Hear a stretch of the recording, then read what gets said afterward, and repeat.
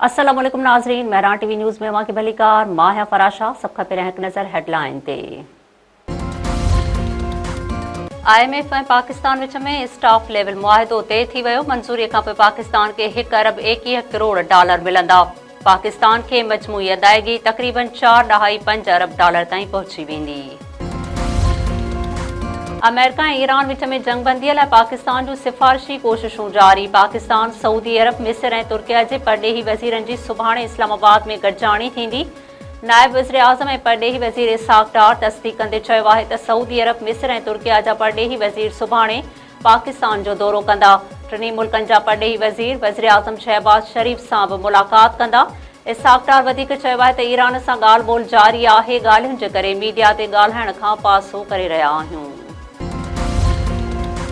अमरीकी सदर ट्रंप चयो आहे त ईरान डील चाहे थो, ॻाल्हियूं कयूं पिया ऐं को नतीजो बि निकिरंदो। ईरान खे हरम्स वारो सामूंडी लंघ खोलणो पवंदो। ईरान हाणे कॾहिं बि सामूंडी जहाज़ न ठाहे सघंदो। मेड़ाके खे ख़िताब कंदे अमरीकी सदर वधीक चयो आहे त ईरानी रिजिम जे ख़तरे खे ख़तमु करे रहिया आहियूं। ईरान वटि एटम बम हुजे हा त इसराइल जे ख़िलाफ़ इस्तेमालु करे छॾे हा। विच ओभर में जंग 29 ॾींहं में दाख़िल। अमेरिका, इसराइल ऐं ईरान जा हिक ॿिए मथां हमला जारी। इसराइल पारां ईरान जे तवानाई मंसूबनि ऐं शहरी आबादीअ खे निशानो बणायो वियो। जवाब में ईरान जा इसराइल मथां क्लस्टर बमनि सां हमला। हिकु ॼणो मारिजी वियो, 2 ज़ख़्मी। ईरान कवैत जे बंदरगाह ते बीठल 6 अमरीकी जहाज़नि खे बि तबाह करे छॾियो। अमरीकी मीडिया मूजिबि हमलनि में हिन वक़्त ताईं 12 अमरीकी फ़ौजी ज़ख़्मी थिया आहिनि।